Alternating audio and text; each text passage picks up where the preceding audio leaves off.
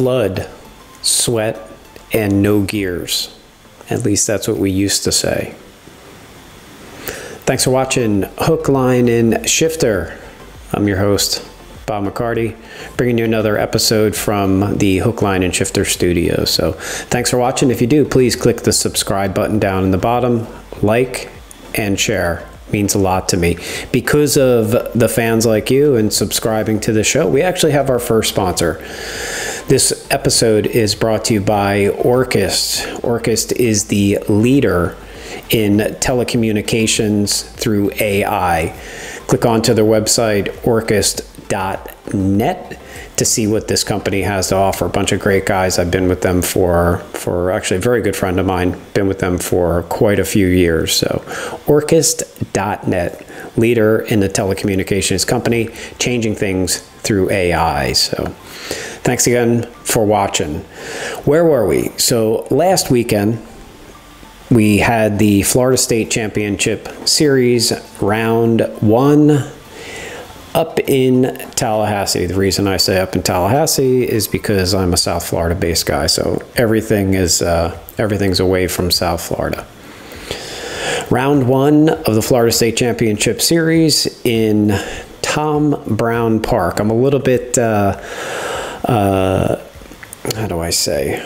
I have some personal feelings about Tom Brown Park. Part of the reason is my career in 1995 actually started there. So you're going to see a photo pop up a little bit later on. That's actually pretty cool. It's something that's kind of special to me. So when I talk to people and I say, hey, you know, I've probably turned 1,000 laps at Tom Brown Park. The reason is I've probably turned 1,000 laps at Tom Brown Park. So started racing there in 1995 to be back there in 2024 still racing, marking my 30-year anniversary with Gone Riding is actually pretty cool. So in the opening I said blood, sweat, and no gears. Blood, sweat, and no gears. That's what Tom Brown and FSC 1 threw at us.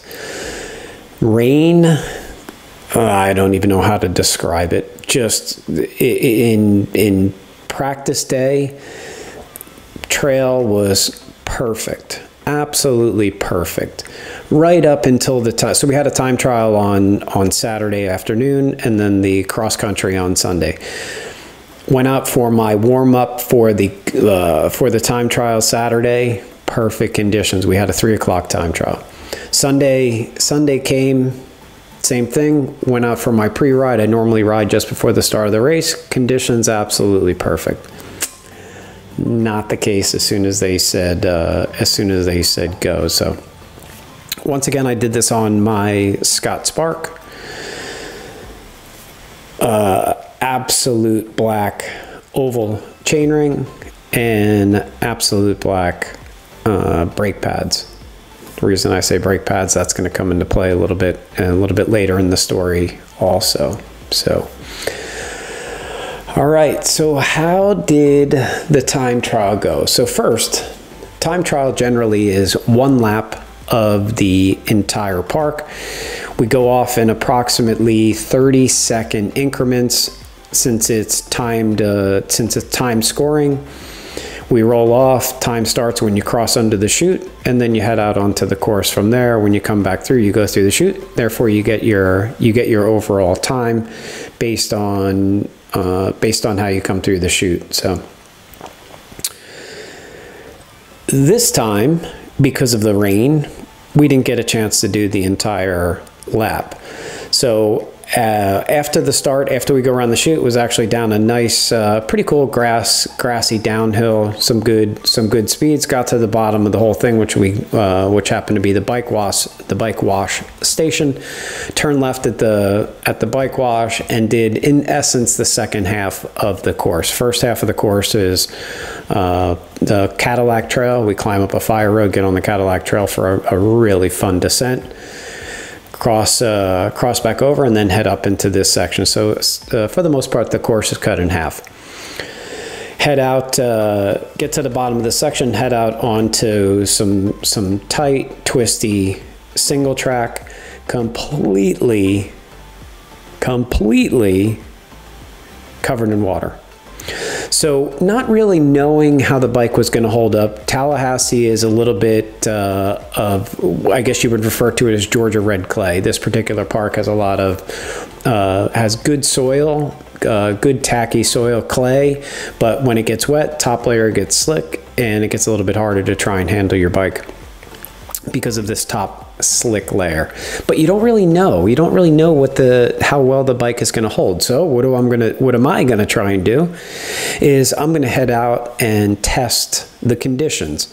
By testing the conditions, I got to the bottom of the trail, turned left into the single track, and decided to see what the trail had to offer. I went about, I don't know, 3, maybe 4 corners, turned the handlebars.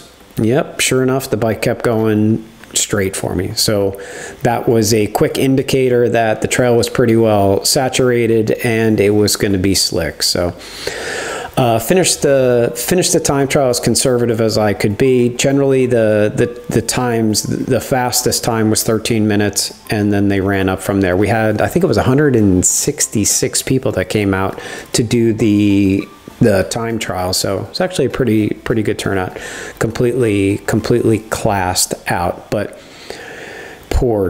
just poured the entire time. So wound up overall being a fun event. The reason we do the time trial is there's bonus points in the series. It goes from 10 points, 9, 8, 7, 6, 5, 4, 3, 2, 1, and then 1 point from there on back, depending upon the size of your class. So it's bonus points in the series. The series is an 8-race series with, I believe it's 2 or 3 of these bonus events, short track and or time trial.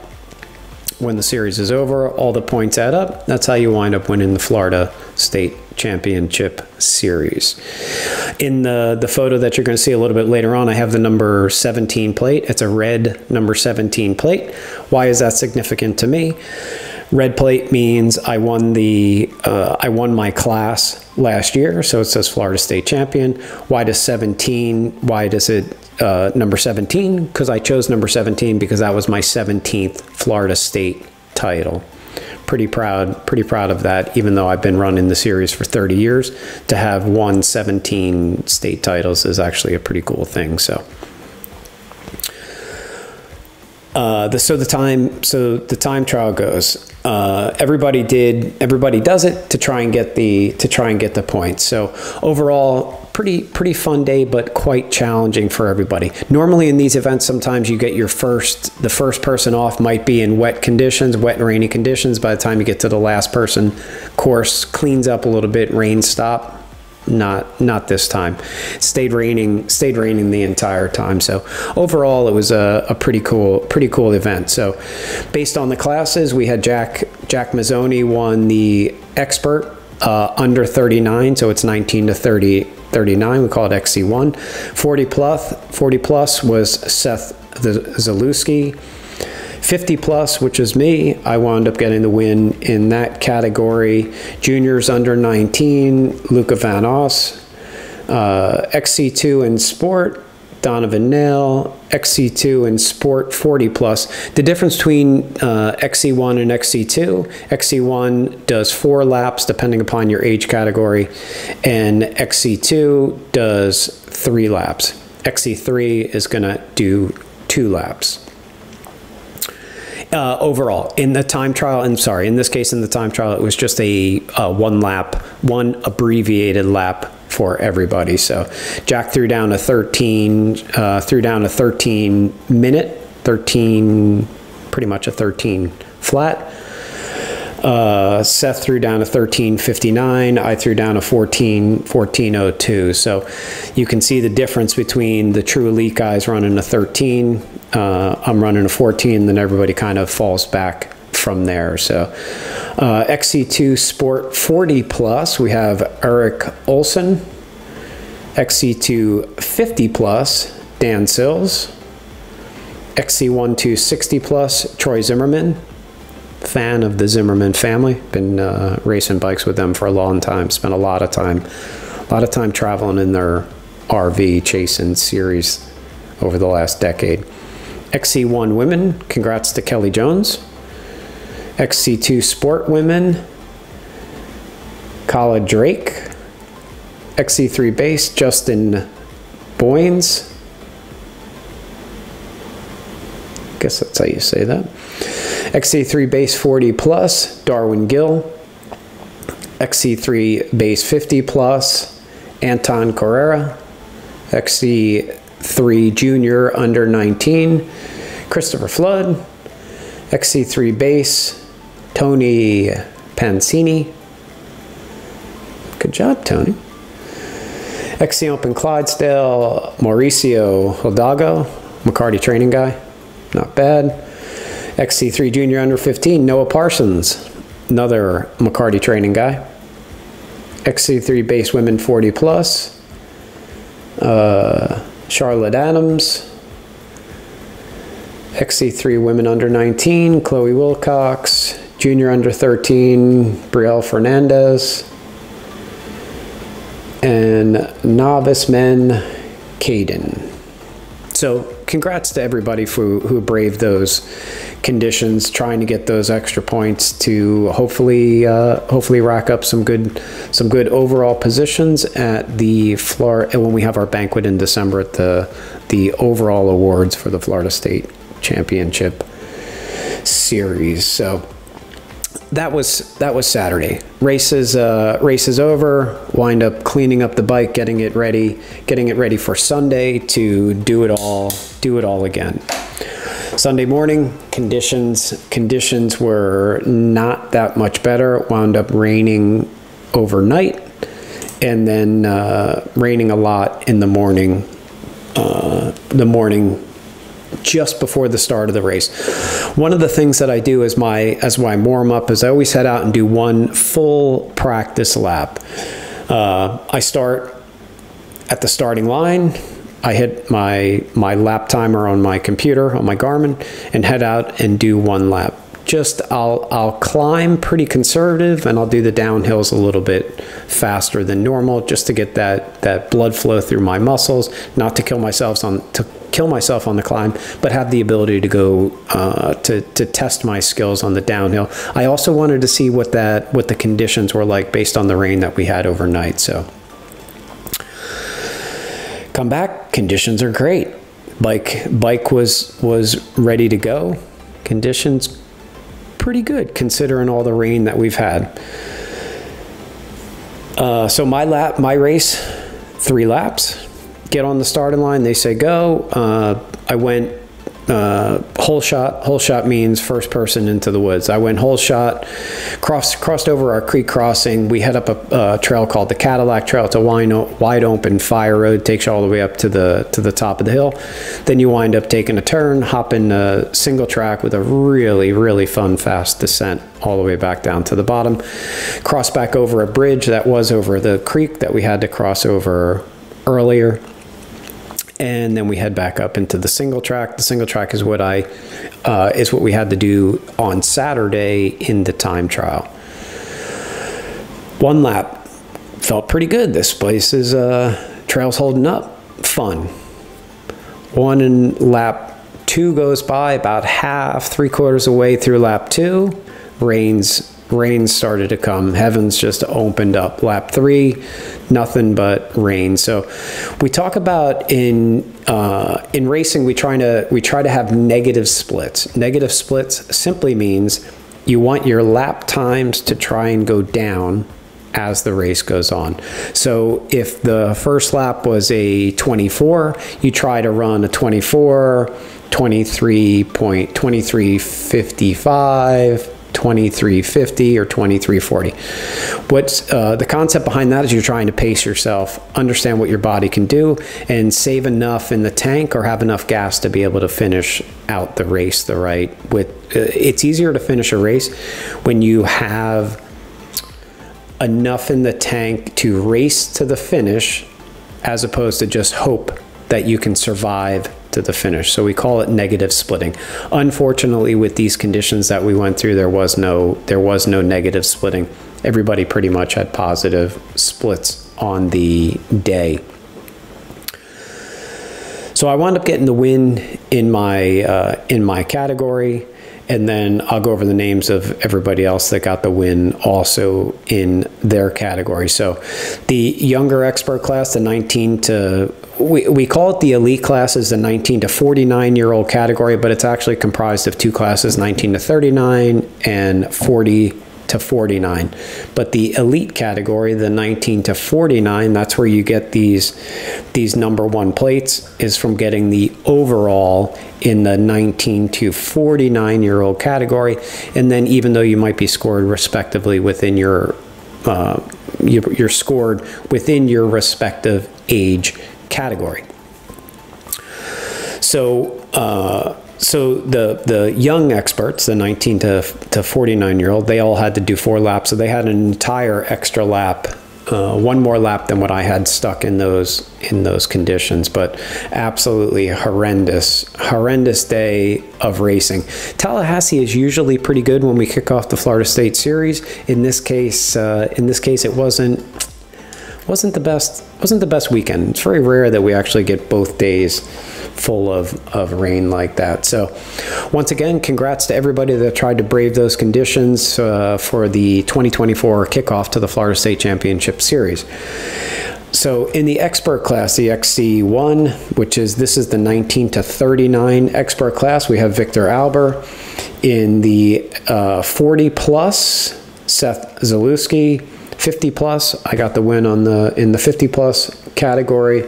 Junior under 19, Luca Van Os got that. XC2 Sport, which would be 19 to 39. It's a full age category. Ashton Newman.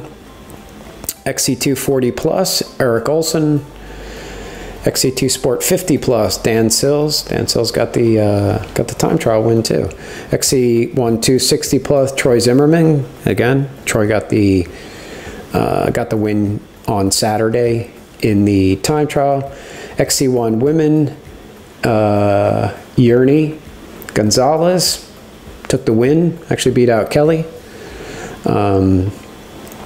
Kelly wound up in the overall jersey. We have a leader's jersey, so Kelly actually got the jersey because you combine the points from the Saturday time trial combined with the Sunday cross country. So, and then I believe Nick Mackey got the overall also, or got the jersey, the leader's jersey for the men. Kala Drake, Sport Woman. XC3 Base, Justin Boynes. XC3 Base 40 plus, Darwin Gill again. 50 plus, Doug Bell. Not bad. Junior under 19, Christopher Flood Jr. 60 plus, Scott McNally. Open Clydesdale, Maurice Eldago. Like I said before, one of my clients. Second place, Wiley Aviles. Just throwing it out there for you, Wally. One of my guys too. So great job to him. Caden Fernandez beat out Noah for the under 15. Base women, Ingrid Nail, base women. 40 plus women, Charlotte Adam. Gonna give some props here to Jen. Jen wound up getting third in the 40 plus. Good job, Jen. Good talks before the event. Keeping you positive, motivated, and ready to race. Chloe Wilcox under 14. Koa Miller under 13. Novice men, Matt Draper. Novice women, Amy O'Cole. And that's it. Those are the results from the Florida State Championship Series this past weekend in Tallahassee for round 1 of the series. Round 2, we actually have a weekend off. Round 2 is in not this weekend, next weekend from now, up in Jacksonville, Abbey Hanna Park. Hanna Park, what you can expect there is it's a park that's, I don't know, an eighth of a mile from the beach. So a lot of sand, a lot of loose conditions, tight, twisty. There's probably 200 turns that you have to go around in this place, but it's quite challenging, a little bit deceiving because you are on and off the gas so much just trying to get through the park. So wound up being a a fun weekend of racing in Tallahassee, and then looking forward to the, if for some people, a weekend off, and then up to Jacksonville for round 2. No bonus round, just the straight up cross country race on Sunday. As far as myself, heading up to Fool's Gold in Dahlonega, Georgia, a little bit later this week, driving up to do an endurance race. It's either 30 or 54 mile. I opt for the 54 mile category. Mountain Goat Adventures, great event that they put on up there. It's based out of Dahlonega and the Monteluse Winery. We get to go in and out of, starting from there and ride out into the mountains from there. Quite a bit of climbing, but nothing overly challenging, but nevertheless quite a bit of climbing. So in the intro today, I referred to blood, sweat, and no gears. It's funny when I say that, because now that we're on electronic shifting, you would think back in the day when we had cable actuated gears, under these conditions that we had to race on Sunday, a lot of times those gears would wind up failing. Cables would fill up with mud and the gears just didn't work. With electronic or wireless gears, we simply hit a button on the handlebar, it wirelessly transmits down to the derailleur, so there is no cable connection. Unfortunately, with this wireless connection up on the handlebar where the shifter is, the shifter can sometimes fail. Fills up a little bit with mud, buttons don't work that well, so a little bit of blood, sweat, and no gears in this case. No gears if in fact your shifter fails, you wind up single speeding it. So the other thing is that generally comes up with this is that we actually blow through brakes quite a bit.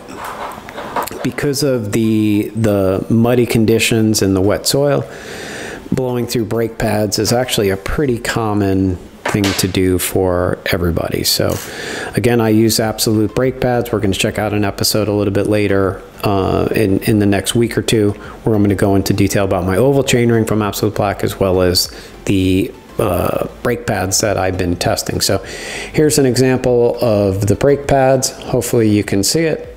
There's absolutely nothing on that thing. This is a spring that it's supposed to have 4 prongs to it. Clearly one of them's missing, because those brake pads wind up spreading, that spring winds up spreading the brake pads apart. Once the brake pads wear out, you wind up with that spring rubbing directly on the rotor. So no brakes for most people. I have to say, not that big of a deal, because the speeds that we're going, if you know how to ride with it the right way, once the brakes actually fail, you kind of click over to another technique, and you can make do if in fact you practice it. So here's something pretty interesting that I wanted to talk about.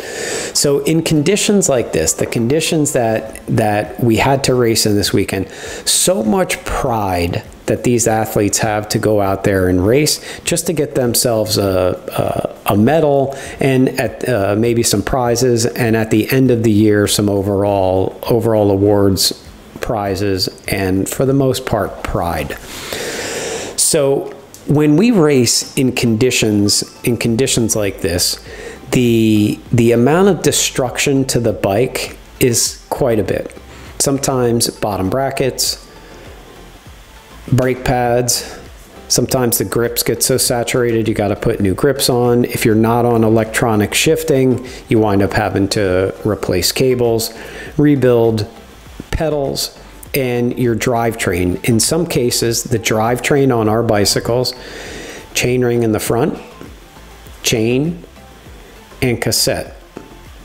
In some more cases than not, just those 3 items are somewhere around $800 just for those 3 items. So as those 3 things wear out, it gets pretty costly. When we race in these conditions, when we race under these conditions, you're prematurely wearing out the drivetrain. So it's not always a whole lot of fun. Now, some people don't know about this, but I've always wanted to share it, just because early in my career, this was some of the things that I experienced, and I thought, man, I can't wait to get out there and race in the expert class so I can get paid. The whole idea is you want to get paid. And most people don't know what this actually means. So what I decided to do was I didn't open this up. So I get paid. I get paid for winning that race. Sealed. So what I decided to do was let's open this up together and let's see. So first, just in the weekend, I have driving my truck out of South Florida up to Tallahassee, 4 tanks of gas. 4 tanks of gas at $70 a piece right now, $280 in fuel. 2 nights of a hotel, entry fees, food, wear and tear on the bike. So what does all of that equal up to? Suspense. What does winning equal up to for the expert class?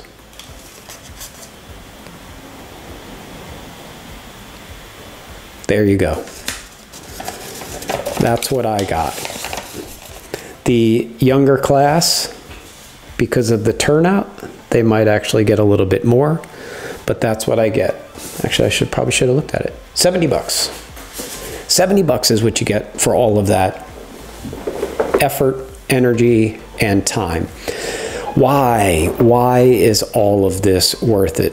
First and foremost, the healthy lifestyle that this sport produces is second to none. Very low impact, great cardio, the camaraderie that you have around, the camaraderie that's around this event, the friends that you make, for me, it's worth every penny. It's the reason I've been doing it. I've been doing it for 30 years. Pretty significant if you look at this photo.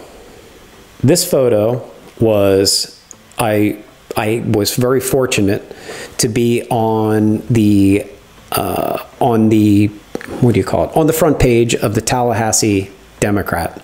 Whoever this kid is was on the front page of the Tallahassee Democrat. It's not really, I don't think it's 30 years yet. I think it's 28 years ago. It's on the cover of the front page of the Tallahassee Democrat. This guy, this one over here, 23, I think 23 or 24. This one over here, 52. I'm so honored to be in this position, to have been that guy 28 years ago and had the ability to still be there. So that photo was actually taken in the same location. One of the things that was fascinating to me about it is, number one, I don't know who that kid is. Number two, the technology. The technologies of these bicycles are just incredible. If you zoom into that photo, you might be able to see some of the things that I was on: mechanical brakes, Gervin, aluminum hardtail frame, Velcro shoes, bar ends. Who the hell is using bar ends anymore? But bar ends on that bike. And then you take a look over here at this bike, and it's just it's night and day difference. So again, 70 bucks. Does it help? Of course it helps. If you try and translate all of my effort, energy, miles, I probably make, or I probably pay about $1 a mile to do what it is that I do. But I absolutely love it. So don't want to change anything that I'm doing. I'm going to keep right on plugging away with this. So, all right. So that was our weekend in Tallahassee with the Florida State Championship Series. Round 1, Tom Brown Park, ITT, individual time trial on Saturday, and XCO on Sunday. Just like I've been doing in the past with all of these episodes, again, thank you for watching. Please subscribe, share, and like Hook, Line, and Shifter. Just like I've been doing in the past with all these, I get the question all the time, what's in your water bottle? What's in your water bottle, Bob? So every time I have a thought, I jot down a note to myself, and just to let you know what's in my water bottle. So one of the things that came out actually quite recently, especially with the conditions that we had to race in this weekend, is what's in my water bottle. Understanding bike maintenance. Understanding bike maintenance. I do all of my own wrenching, but leading up to the race, leading up on a Friday night before we leave town, I'll probably spend a good two and a half, sometimes 3 hours doing a once over of everything about the bike, making sure that the components work. The chemical in the tires is updated. The drivetrain is spotless, not an ounce of dirt on it anywhere. Bearings are good. And it doesn't take a whole lot to do. Bolts are tight. It doesn't take a whole lot to do any of this. It just takes the time and the discipline to want to do it. So many times I talk to people, or I see somebody after the race and I hear about a mechanical issue that they had, where it doesn't necessarily take a bike shop to try and figure it out. So if a bolt falls off of your bike and comes loose, that's your fault. That's your fault. It's not hard. It's not hard to put a wrench on the bike and make sure you can tighten that thing, or to tighten that thing down so your bolts don't fall off the bike. So bike maintenance and understanding bike maintenance, don't be afraid of it. It's not that scary, but it will make a difference. Okay, next one. Second thing. What did I write here? Knowing your limits. Knowing your limits is another one that most people don't do. I spoke earlier about negative splits, getting faster as the day goes on. It's actually a discipline that's quite hard for people to try and do. The reason it's so hard for people to try and do is they actually overestimate their abilities and think that you can hang on to it. That's not the way you're supposed to go about this race and thing. Start out a little bit more conservative. Everybody around me is going too fast. I had to go with them. That's actually a great one that I hear all the time. I had to go with them. This is the key. If you're out there racing and you, let's say your race, for the sake of argument, is, just to keep it simple, it's 1 hour long. There is a path to that 1 hour. There's a path to how you're going to finish the race in 1 hour. So let's say it's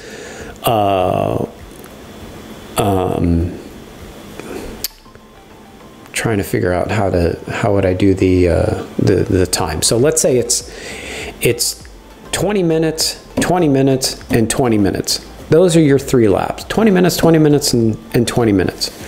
That would actually be a great time. 20, 20, 20. I would prefer to go maybe 20, a high 20, 19, and then a little bit on the mid to high 19 in the last lap. The path to that 20 minutes, to that 1 hour, what is going to be the path to the 1 hour? So many times people make the mistake and think that they're going to go out and run an 18-minute lap, a 19-minute lap, and then a 21-minute lap, or 22-minute lap, or 23-minute lap. Don't worry about the math part. To get to the 1 hour, it's much, much better, and you'll probably find out that your actually 1 hour time could be 59 or could be 58 minutes when you try to focus in on negative splitting. Understanding your body to know what it is you can do over the entire duration of your event. Focus on negative splitting. Understand your body. Don't worry about what's going on around you. I've actually said this a few times. Mountain bike racing is nothing more than a time trial with other people out there. You can't get wrapped up in the energy and the atmosphere of what's going on around, because you're going to wind up blowing yourself up. So focus on your energies, your body, and doing what you think is right to get your path to the entire hour of racing. So understand bike maintenance, focusing in on your body. That's just two things, additional things that are what's in my water bottles. Hard work too, man. I can't say enough about this hard work stuff. So, okay. And the last but most exciting topic for me, the woulda. The woulda racing. I just, man, this is just a topic that just warms my heart sometimes when I think about it. So after the race is over, I go around, talk to people, see what's going on, just listen, and these are things that I hear. So woulda racing, woulda means if this didn't happen, I woulda finished here. If this went, if I just did this, I woulda finished there. So I call it woulda racing. So what were the top 3 wouldas this past weekend in Tallahassee? Number 3, I had no brakes. If I had my brakes, I would have finished better. Number 2, I slid out in that corner. You know, that corner. Okay, you slid out in that corner. I would have done a lot better. And the number 1 thing, I never have an opportunity to ride in wet conditions. I actually heard this one. Never have an opportunity to ride in wet conditions. I would have done better. So much like I've said before, if you had brakes, if you didn't slide out in that corner, and if you do have an opportunity to ride in the wet, you're probably not guaranteed, or you're not guaranteed to have done any better than you actually did. It's easy to make excuses. What's hard? Have a little bike maintenance. Understand that your brakes are going to fail and know how to handle the lack of brakes, or run a little bit more conservative on braking. Have a better line selection. Understand what the soil is going to do. Test the soil to force yourself to have a better line selection. Line choice. Hook, line, and shifter. Or the final one, guess what? When the conditions are bad and it is raining and the course that you ride at or that you practice at is wet and nasty, maybe it's an opportunity to go out and practice a little bit.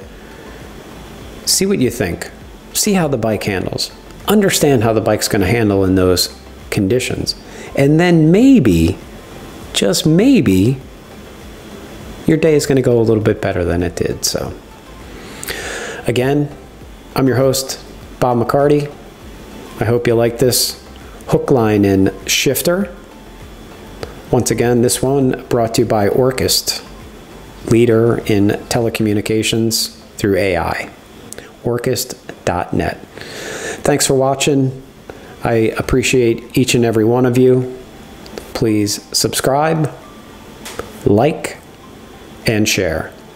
Do another one next week. Let you know how things go up in Fool's Gold, as well as a little bit more details about what you can expect in Jacksonville. So thanks for watching Hook, Line, and Shifter.